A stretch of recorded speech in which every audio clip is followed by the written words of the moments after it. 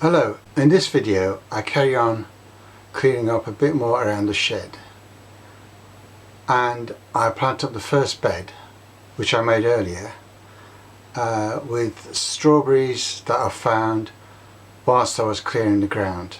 When I first got the allotment it was a mess. So far I've cleared the rubbish from in and around the shed, cleared a lot of weeds and brambles from around the plot, built my first bed, fixed the gutters and built a rainwater catchment system. I can get on with clearing a bit more of the area around the front of the shed and the first bed. I decided that as I cleared the ground I would save any useful plants hidden amongst the weeds, put them in pots and, later on, plant them where I want them to grow. Well, the bed is done. I've levelled off the ground and put those stones around it, but before I make the bed and put the plants in, I've got to move that drain so that it goes from the other side, so it drains from the other side, so I can put the barrel sort of where the pallet and other junk is, on that side of the shed next to the door. Now that the rainwater catchment is working fine, I can safely get on with filling the bed and clearing more of the area around the front of the shed.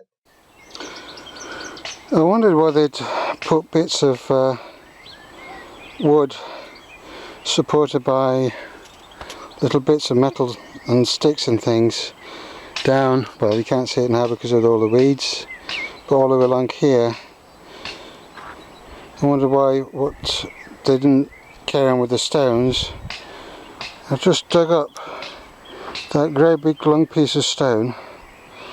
It was all buried under carpet and weeds and all sorts, so that can go back up there where it belongs, and that rotten old wood can come out. And if I have to dig it all the way along here, all the way along the bottom, oh, that's going to be a big job. That's going to be a big job. Now that it's standing on its edge, you can see better the size of these things. And I hope there's no more of these buried down there, because that's going to take days to dig these up. It took ages to dig this one up.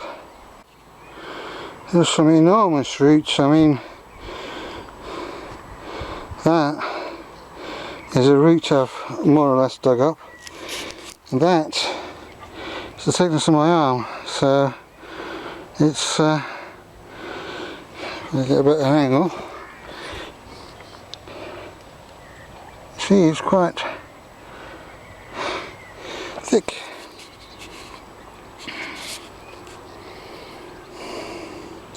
And of course it's going right under where the water barrel is. Typical. Well, I got it. It's a big one. And these are massive pots. That is my foot. So you can see how long and thick that root was. So, I start clearing a bit more from around the shed, and guess what? I found more carpet that had grass and weeds growing through it, and underneath that was more broken glass. There's a load of fresh carpet all the way down here, and I was trying to level this lump out, but because there's carpet all the way across here, across this sort of lump, God knows what's buried under there, but I don't feel up to tackling that. So what I'm going to do is just try and do the best of levelling this area. There will be a little bit of a raised area here, but I'll live with it, because I don't want to spend 2 days digging up carpet here and broken glass like I did the other area. Once I've levelled it off and put some fabric down and wood chips on top of it, it'll look okay. It will be slightly lumpy, but I'll do the best I can with it, because I don't want to spend all my time down here trying to get this perfect, because it's an allotment, it'll never be perfect. So a few lumps and bumps doesn't matter. It's not always layers of carpet tangled with weeds and roots. Sometimes it's old weed fabric tangled with weeds and roots, just to make things interesting. Well, nettles seem to encourage ladybirds, because there's loads on these nettles. Up there, down there, down there. So it's good to have some nettles around to encourage ladybirds. Don't know whether they're feeding on the aphids or what they're doing. There seems to be quite a lot of them on these nettles, so they're obviously happy.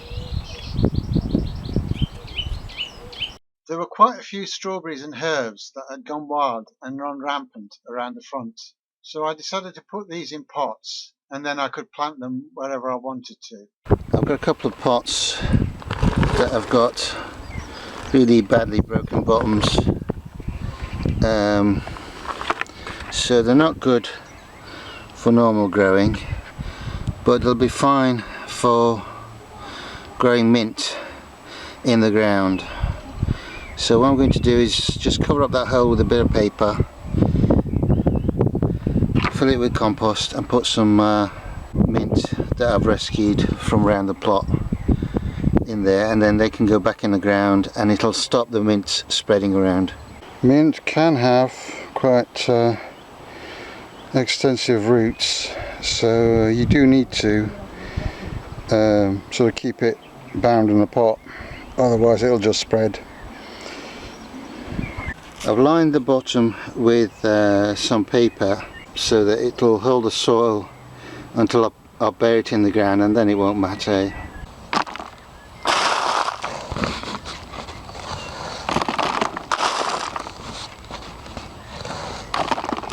I've replanted these mint plants, and there is a bit of a gap at the top so that I can put some wood chips in, but once they're buried it'll stop them spreading around. But as I'm going to be putting all the mint together anyway, it's not going to be much of an issue, because they'll just be fighting each other.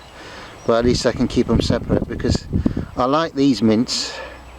Some of the others are milder. This is quite a nice fragrant mint, which I'm going to use for sort of putting in teas and things, whereas the other mint is milder and I'll use it for salads and things.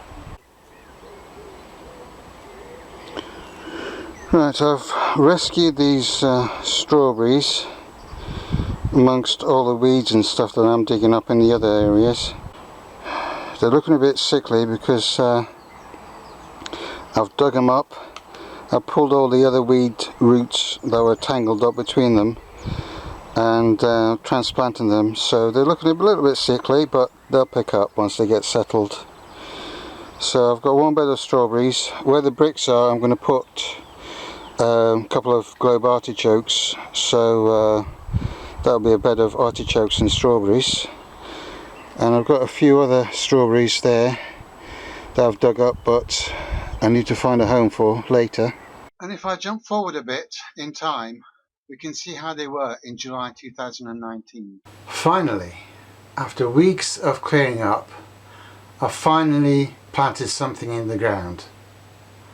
Okay, it was something that was growing elsewhere, but now it's growing where I wanted to grow. It was good to see something built and put in place, but even better to get some planting done. I could feel that I was in control, and I made a start on making the allotment my own. In the next video we'll be tackling the broken down old polytunnel. So goodbye for now and come back soon.